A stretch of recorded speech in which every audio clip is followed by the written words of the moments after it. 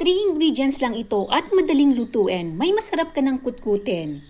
Mas healthy naman ito kaysa yung chichirya na nakasanayan mo. Please subscribe to my YouTube channel for more recipes.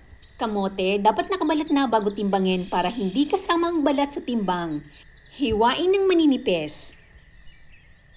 Ganito dapat siya kaninipis. Dapat dry yung kamote, hindi basa. Crispy fry yung color red. Rice flour.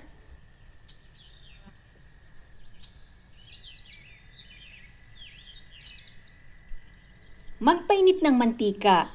Iprito ng 5 minutes or hanggang sa mag-crispy.